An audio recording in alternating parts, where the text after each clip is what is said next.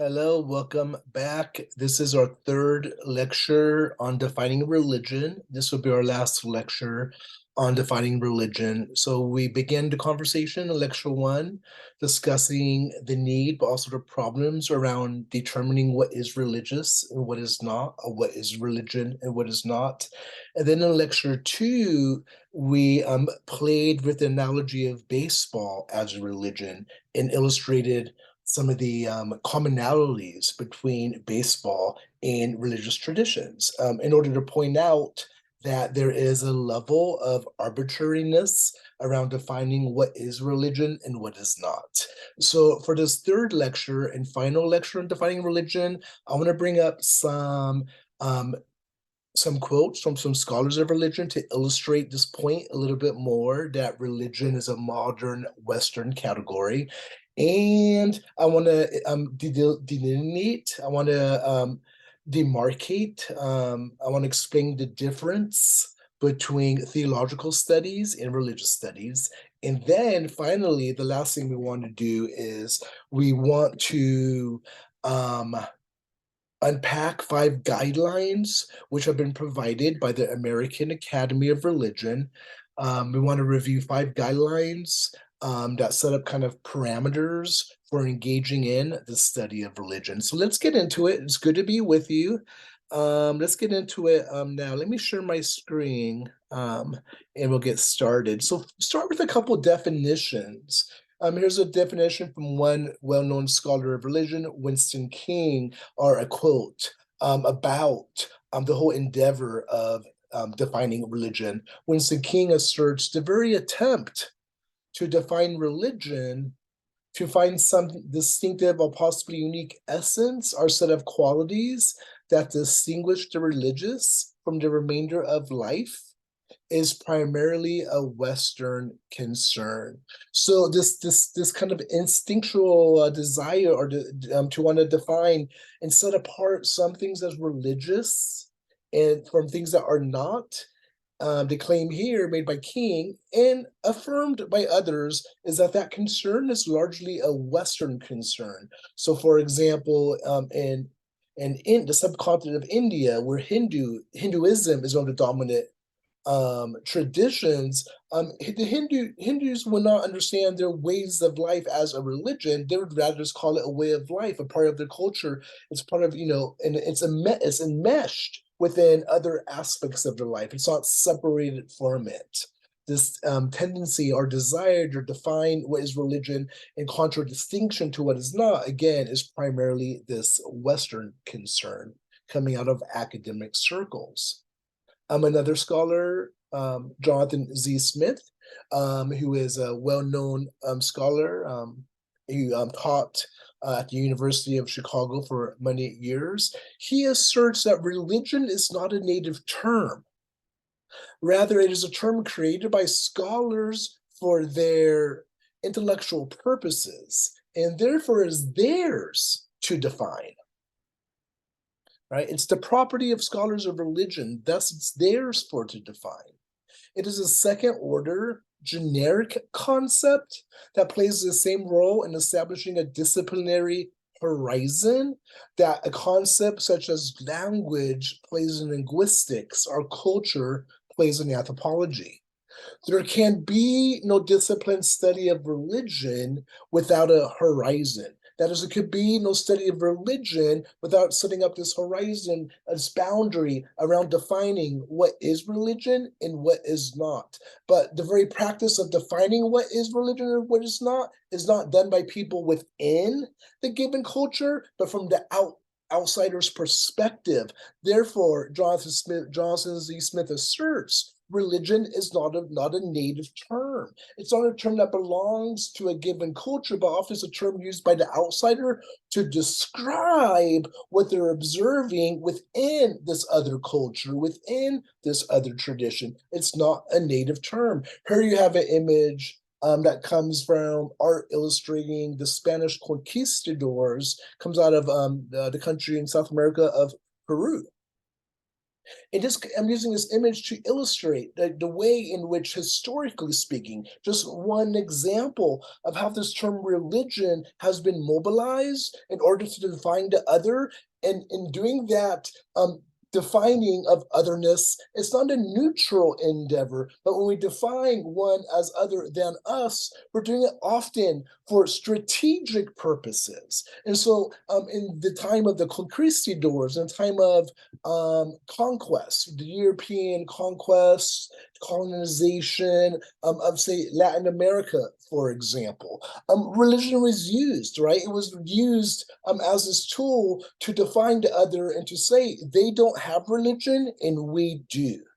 And we are enlightened, we are religious, we are civilized, and they are uncivilized, they are barbaric, they are not religious. And so you kind of have to use terms that work together. And it's not this neutral thing, right? There's a strategicness to define to using that term religion and mobilizing it in different ways. And when the conquistadors are saying we have religion and they don't, they're using that term and applying that term to these people in a way that's not native to them, right? They're using it for their own purposes. Scholars of religion, in some ways, they're not doing the same thing as the conquistadors, but they too are using the term religion for their own strategic purposes. That's the point. It's not a native term. And just to mention, right, that the conquistadors and that practice, it comes out of the impulse to grow empires, right? To go that would be the Spanish Empire, the English Empire, or other empires. But if you couple that with the teaching of Jesus called the Great Commission, where he says, go and baptize people of all nations in the name of the Father, Son, and the Holy Spirit, and make them my disciples, make them my followers. You take that passage from the Gospel according to Matthew, and you couple it with empire, right? In conquest. And then you get that, then those come together and they necessitate using that term religion to define those who don't have it against us who do have it, in order to create space and to give a reason for us to go and to force baptize them, to displace them, to take their land and to enslave them. Because of course they're doing it all for their salvation because they don't have religion. And so you're putting that term religion upon those who don't even understand that category or don't use it. Religion, again, going back to Johnson Z. Smith, it's not a native term. It's a term often used by the outsider to define those who they are coming in contact with and trying to define and in some ways understand, in some ways control through the process of naming and defining who has or who doesn't have religion. It's interesting to think that we're going to study amongst the traditions we're going to study the Christian tradition because, it's said to be the largest world religion. It's interesting in part because Jesus, right? Jesus, who is the founder, so to speak, of this way of life that becomes known as Christianity. It's funny, Jesus never uses the word religion. Jesus never says, come follow me and be religious. He just says, come follow me. He says, love God with all your heart, strength, soul, and mind, and love your neighbor as yourself. Jesus says a lot of things, but Jesus never says be religious. He never uses the word religion. So thus here with this image, you have this kind of sentiment among some Christians who say, don't say I'm being religious, or don't call what I have a religion, because what I have with Jesus, with my God, it cannot be narrowed down. It cannot be contained within this box that kind of this box called religion, right? So again, you have from the outsider's perspective, another example how the term religion, it's not even native to Christianity. It's a term used by scholars of religion to say this is religion, and this is not, right? Again, religion is not a native term. Just a couple more different definitions as we kind of wrap up our discussion on defining religion. I'm going to give you a couple of definitions, our well-known definitions from two scholars who have contributed to our kind of collective defining and thinking about what is religion. So the first quote is going to come from Clifford Geertz, who's a sociologist. It's going to come from his work on the interpretation of cultures. And then the second quote comes from Emily Durkheim, a French sociologist, in his well-known seminal work, The Elementary Forms of the Religious Life. So let me just quickly kind of walk through these with you. This is a classic quote from Clifford Geertz in the aforementioned work. Religion is a system of symbols which acts to establish powerful, pervasive, and long-lasting moods and motivations in men. By formulating conceptions of a general order of existence and clothing these conceptions of this general order of existence with such an aura of factuality that the moods and motivations seem uniquely realistic. So there's Clifford Geertz in his definition for religion, a system of symbols that establishes powerful motivations and moods that seem really realistic to those participating within that religious community. Emily Durkheim defines religion as a unified system of beliefs and practices relative to sacred things. That is to say, things set apart and forbidden. Beliefs and practices which unite into one single moral community called a church. You might add to that, he's coming out of the context of a Christian culture in France in the early 1900s. You might add to the church other religious communities, the mosque, the temple, and so forth. All those who adhere to them. So those are two classic definitions. Another classic definition of what is religion comes from Paul Tillich in his work, Theology of Culture, published in 1959. And Tillich says, whatever is your ultimate concern, whatever brings depth into your life, that is your religion. And it doesn't have to be a religious tradition or a set of beliefs or a set of practices. It could be wherever you find depth and wherever you find ultimate concern. That, for Tillich, is your religion. And this is a very well-known and returned to definition of religion because it's broad and concise, and it creates space for many things to be deemed religion. Tillich says, if being an atheist and denying the existence of God is your ultimate concern, and then being an atheist is your religion, for example. So he offers a broad definition. All right, so here just kind of reiterates some of the things we've talked about in terms of defining religion. Again, the etymology goes back to the Latin religare, which means to bind together. So religion, and that which is religious, is that which binds people, binds ideals, binds communities together. We've talked about religion as a modern category, a term used to understand one's culture and relationship to another. In religious studies, we've become less interested in trying to define what religion is essentially, and more interested in discussing and understanding what religion does, how it works, how it functions. Again, you have Paul Tillich's definition of religion as ultimate concern, and one more definition here from Alfred North Whitehead. He suggests that religion is one does in their solitude. So there's been different ways to define religion, which points to the very fact that the process of defining religion is arbitrary, right? It's a practice. It's something that's performed by scholars of religion. All right, so I think what I want to do is just kind of press on a little bit more and wrap up this lecture. So here is a quote from Russell T. McCutcheon, professor of religion at University of Alabama.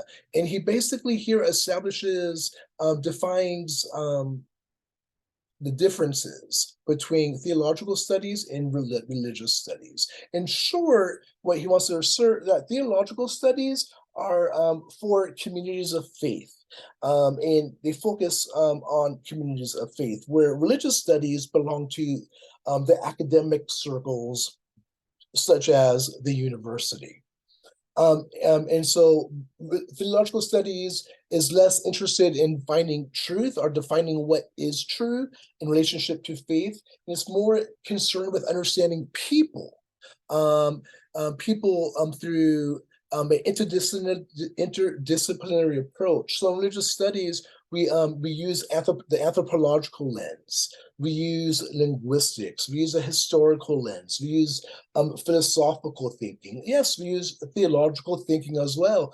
But with all of this, we think about economics, we think about gender, we think about questions of sexuality and the body and other things. We think about this constellation of questions and issues that cut across the academic disciplines in the study in religious studies. And theological studies usually happen within a faith community and within a given religious tradition, are concerned around exploring faith that continues to seek understanding. So you have these two different kind of understandings, these two different kind of fields which interrelate to one another, religious studies and theological studies, which at the same time are different from each other. All right, and so here to wrap up our time on defining religion, I wanted to offer, and this comes from the American Academy of Religion, which is the largest scholarly guild of scholars of religion with, I think in the world, certainly within the United States. So the American Academy of Religion has provided 5 basic guidelines for engaging in religious studies.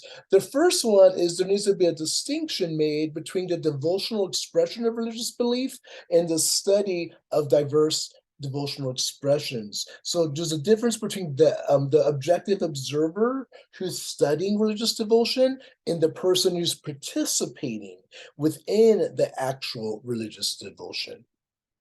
Rule 2 is that religions are internally diverse. And so we begin to study these different religious traditions, from the Buddhist tradition up through the Islamic tradition. We'll spend some time discussing the internal diversity, right? There's different movements, there's different traditions within the Muslim traditions. There's many ways to be a Muslim. There's many ways to be a Christian or a Buddhist, because these religious traditions are internally diverse. Rule 3, coming out of the American Academy of Religion, is that religions are always evolving and changing. That is, religious traditions don't exist above history. They don't exist above culture, but rather religious traditions are always embedded within history and within cultures, and therefore they change. They change over space and time because they're historically embedded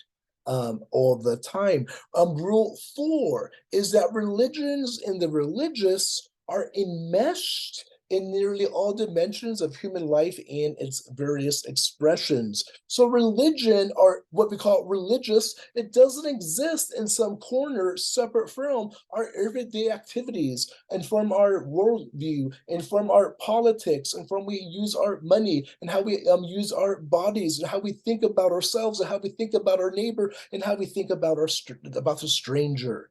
And religion shapes our world and shapes our world in the everyday day, and not just on a particular moment, at a particular time, in a particular space, tucked away from the rest of our daily interactions. Religions enmeshed. And rule 5, again, is that religions are historically embedded. This connects with the previous rule that religions are ever evolving and changing. Religions are ever evolving and changing because they don't exist above time, but exist within space and time. They're historically embedded. So I'm going to leave it there. That wraps up this lecture. We'll continue the conversation. Next lecture will be on why people are religious, and we'll be in conversation with a couple of theorists who provide suggestions to that question. Then after that, we're going to move forward and we're going to discuss basic patterns across religious traditions prior to entering into our first of the 5 world religions for this semester, which is the Hindu tradition. All right, take care, and I will see you next time. Thank you so much.